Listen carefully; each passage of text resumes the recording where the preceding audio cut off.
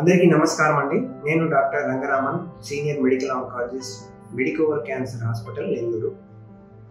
So చాలామంది అపోహపడుతూ ఉంటారు, క్యాన్సర్ ట్రీట్మెంట్ మందుల ద్వారా అంటే కీమోథెరపీ ఒకటే ఆప్షన్స్, ఇంకా వేరే ట్రీట్మెంట్స్ మందుల ద్వారా ఏమీ ఉండవు అని అనుకుంటూ ఉంటారు. క్యాన్సర్ ట్రీట్మెంట్స్లో ఎన్నో మార్పులు చోటు చేసుకున్నాయి. సో ఇందు భాగంగా మనకి కొత్త ట్రీట్మెంట్స్ అనేవి వచ్చున్నాయి. అందులో ముఖ్యంగా చెప్పుకోవాల్సింది టార్గెట్ థెరపీ, ఇమ్యూనోథెరపీ అని 2 రకాల ట్రీట్మెంట్స్. సో ఇవి కీమోథెరపీ లాగా సైడ్ ఎఫెక్ట్స్ వచ్చే రకమైన ట్రీట్మెంట్స్ కాదు.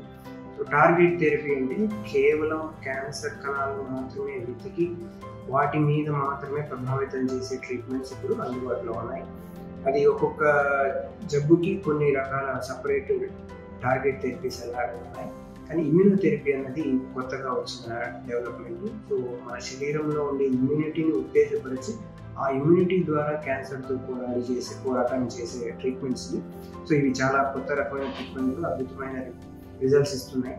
సో కీమోథెరపీ అని భయపడాల్సిన అవసరం లేదు. క్యాన్సర్ పేషెంట్స్ అందరూ కొత్తగా వచ్చిన ట్రీట్మెంట్స్ ఏమైనా సరిపడతాయా లేదా చూసుకునే దానికి ఆంకాలజిస్ట్ను కలిస్తే మీకు వివరంగా వివరిస్తారు.